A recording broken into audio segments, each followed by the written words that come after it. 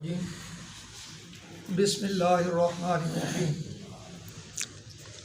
رب اشرح لی صدری ویسر لی امری واحلل عقدۃ من لسانی یفقہوا قولی صلی اللہ علی حبیبہ سیدنا محمد وعلی آلہ واصحابہ اجمعین۔ پارہ نمبر 5 سورہ النساء آیت نمبر 100۔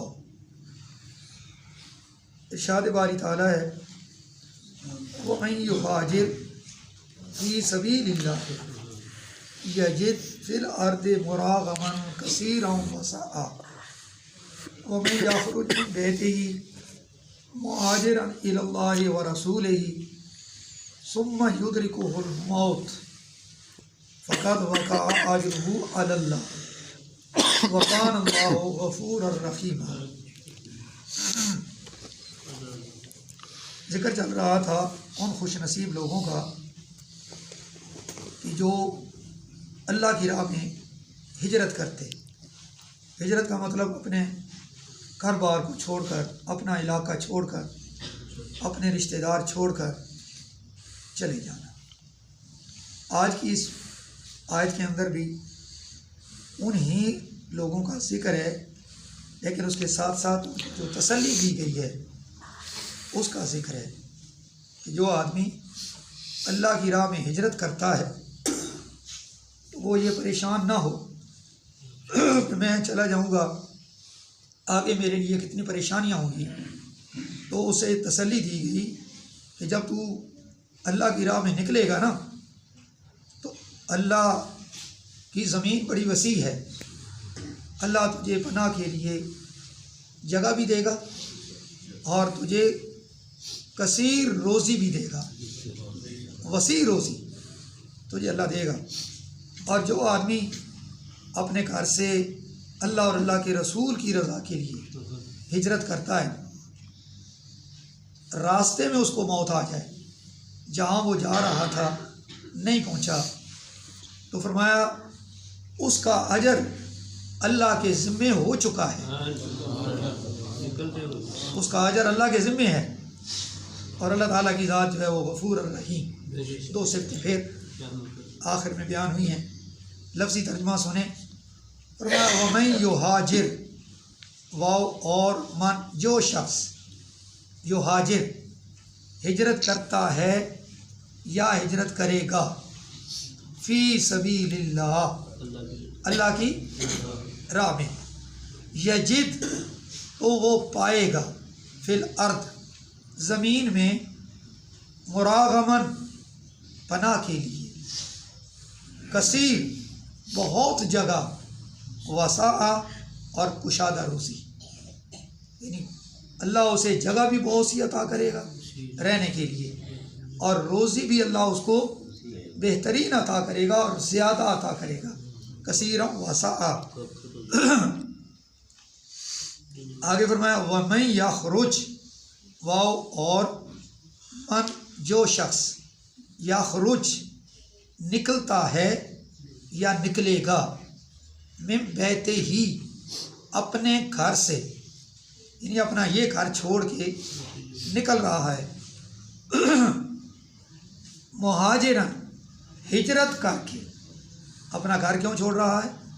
ہجرت کر کے، اور ہجرت کدھر کر رہا ہے؟ الاللہ، اللہ کی طرف، ورسولہ، اور اس کے رسول کی طرف۔ اللہ اور اللہ کے رسول کی طرف ہجرت کرنے کا مطلب اللہ اور اللہ کے رسول کی رضا کے لیے، کہ جدھر رہ رہا تھا ادھر اس کو بہت زیادہ تنگ کیا جا رہا تھا، ظالم لوگ تھے، کافر لوگ تھے، رہنے نہیں دے رہے، عبادت نہیں کرنے دے رہے، کوئی بھی بات ہو سکتی ہے، اس حوالے سے اپنا گھر چھوڑ کے جا رہا ہے، اللہ و رسولہ،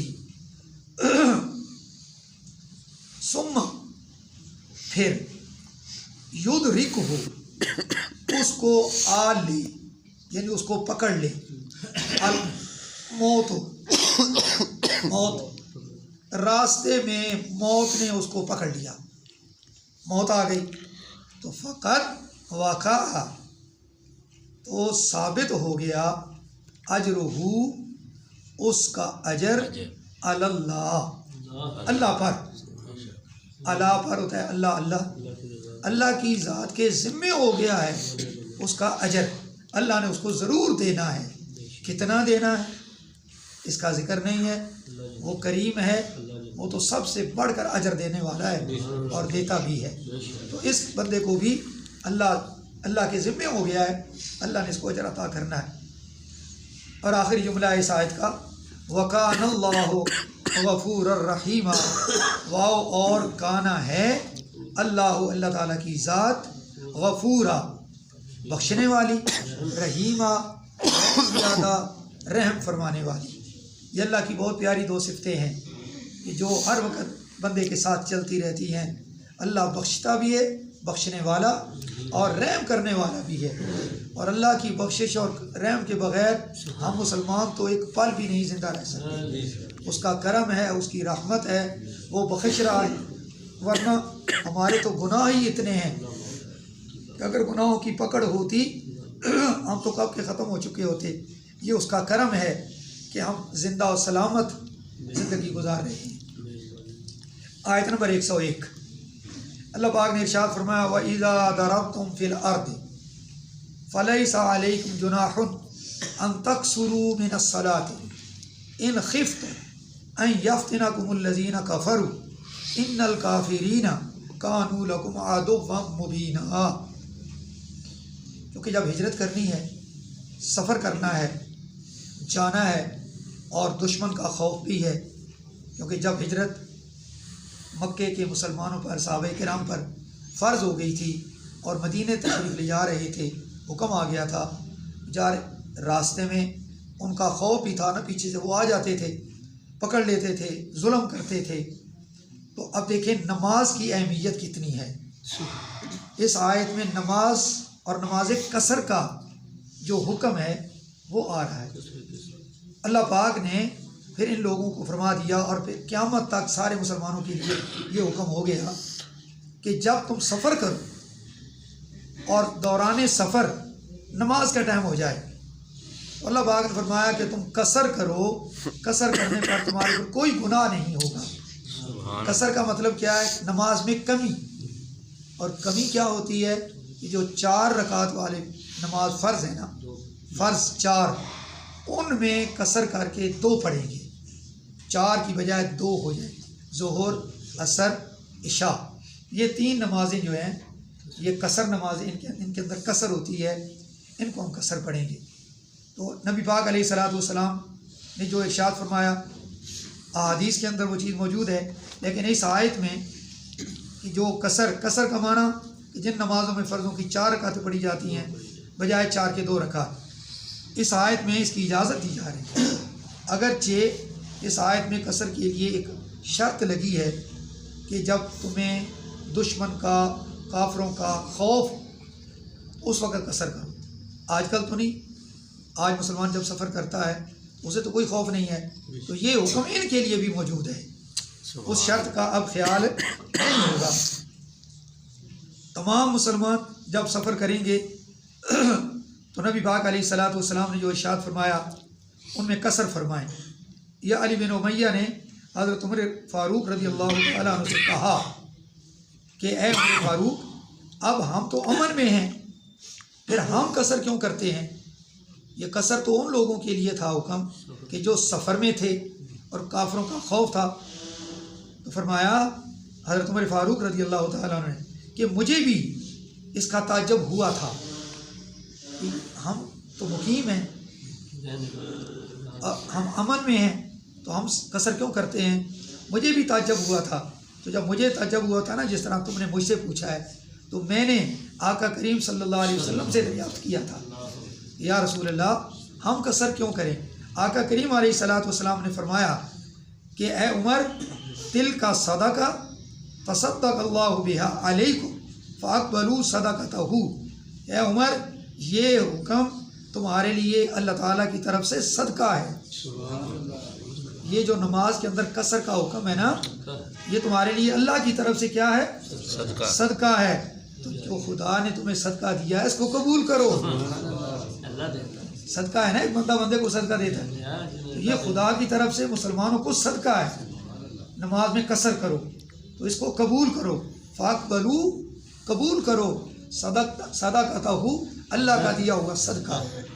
اس لیے نماز قصر جو ہے، مسئلہ یہ ہے کہ بندہ جب سفر میں جاتا ہے تو اس کی ادنا جو مقدار ہے کم سے کم وہ اتنی ہے جتنی 3 رات دن میں پیدل سفر کرنا یا اونٹ کی متوسط رفتار سے جو 3 دن اور رات کی جا سکتی ہے۔ تو فقہا نے جو اس کا علاقہ مقرر کیا ہے میدانی علاقے کے لیے، وہ 36 کوس یا 54 میل جو ہیں یہ مقدار مقرر کی ہے۔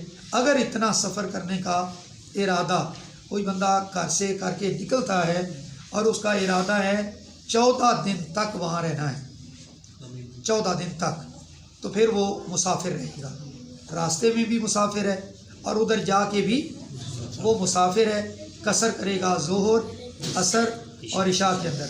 اگر اکیلے نماز پڑھے گا تو 2 پڑھے گا، اور اگر جماعت کے ساتھ پڑھے گا تو پھر نیت 2 کی کرے گا اور پڑھے گا 4 ہی، کیونکہ امام کی مخالفت نہیں کی جا سکتی۔ یہ نہیں ہے کہ آپ 2 پڑھ کے سلام پھیر دیں، کیونکہ آپ امام کے پیچھے کھڑے ہیں تو امام کی بات ماننا ضروری ہے، اس لیے 4 اور نیت کتنی 2۔